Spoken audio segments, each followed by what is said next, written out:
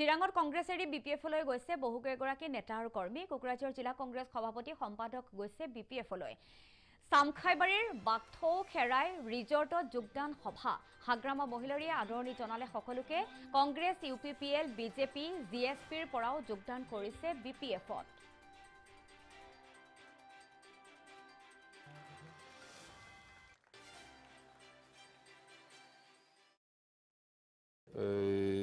কোকৰাঝাৰ জিলা কংগ্ৰেছৰ president secretary, vice president secretary আৰু এপিচিচি মেম্বাৰ, তাৰমানে আসাম প্ৰদেশ কংগ্ৰেছ কমিটিৰ দাবীদাৰ আছিল। ইহঁতে আমাৰ দলত জইনিং কৰিছে, খুব ভাল লাগিছে।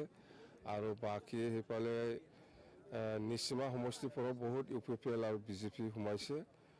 টোটেল মুঠতে 600 কিমান বা হৈছে, 600 প্লাছ। স্পেচিয়েলি গোৰ্খা হিচাপে আজি 400+ জইনিং কৰাইছে। বিটিচি অঞ্চলৰ বিভিন্ন ডিষ্ট্ৰিক্টৰ পৰা আহিছে, ওদালগুৰিৰ পৰা আহিছে, তামোলপুৰৰ পৰা আহিছে, এইফালে ভেৰগাঁৱৰ পৰা আহিছে, এইফালে আমাৰ চিৰাঙৰ পৰা আহিছে, কোকৰাঝাৰ পৰ্বজৰাৰ পৰা আহিছে, গোসাইগাঁৱৰ পৰাও আহিছে, এইফালে মুঠতে বিজনীপুৰ, মুঠতে এণ্টায়াৰ বিটিচিৰ যিমান জিলা আছে ইয়াৰ পৰা 400+ গোৰ্খা চেলৰ উদ্যোগত আজি জইনিং হৈছে আমাৰ দলত। কিছুমানে বিজেপি কৰিছিল, কিছুমানে ইউপিপিএল কৰিছিল, হয়তো কিছুমানে নিউট্ৰেলে আছিল, সমাজকৰ্মী পাৰ্টি নকৰাকৈ থাকিছিল। সকলেও আজি বিটিচিৰ যিটো অৱস্থা সেইটো দেখি পেলাই যিসকলে পলিটিক্সে কৰা নাছিল কিন্তু আজি বাধ্য হ'ল, বিটিচিৰ অৱস্থাটো চাই পেলাই বহুত গোৰ্খা সমাজকৰ্মীয়ে আজি আমাৰ দলত জইনিং কৰিছে যে বিপিএফক আগৰ নিচিনা ষ্ট্ৰং কৰিব লাগে বুলি। নাই, লাভান্বিত মানে আমাৰ আজি দেখ অকল কংগ্ৰেছ নহয়, বিজেপিওতো হৈ আছে, ইউপিপিএলতো হৈ আছে। বিজেপি আৰু ইউপিপিএলটো আজি চাওক মানে কম্পিটিশ্যনহে মাৰি আছে। বিজেপিয়ে বেছি পাৰে না ইউপিপিএলে বেছি পাৰে আমাৰ দলত সোমাবৰ কাৰণে।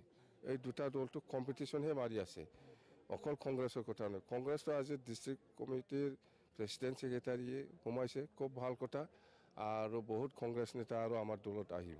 নিৰ্বাচনটো বিপিএফ দলে দুটা সমষ্টিত খেলিম বুলি ডিচিশ্যন বহুত আগতে লোৱা আছে আৰু আজিও বাহাল আছে, খেলিব 100%।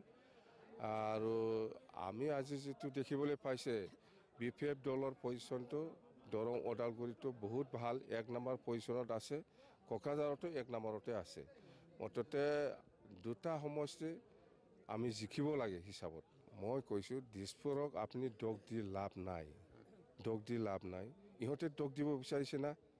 এই বিজেপি চৰকাৰে আমাক একো নিদিয়ে বিটিচিত এনেকুৱা ক'ব বিচাৰে। ইহঁতে এনেকুৱা কথা কৈ পেলাই ছাইড হ'ব বিচাৰে। কিন্তু আমি কৈছোঁ দিছপুৰত আপুনি কংগ্ৰেছ চৰকাৰ হ'লেও বিজেপি চৰকাৰ হ'লেও আপুনি বাৰ্গেনিং কৰি পেলাইহে আনিব জানিব লাগিব, কথাটো ক'ব জানিব লাগিব যে আমাৰ বিটিচি অঞ্চলত এনেকুৱা অভাৱ আছে, ইয়াৰ কাৰণে এনেকুৱা পেকেজ দিয়ক, তেতিয়া আমাৰ বিটিচি বাকী ৰাইজৰ কাৰণে ভাল হ'ব।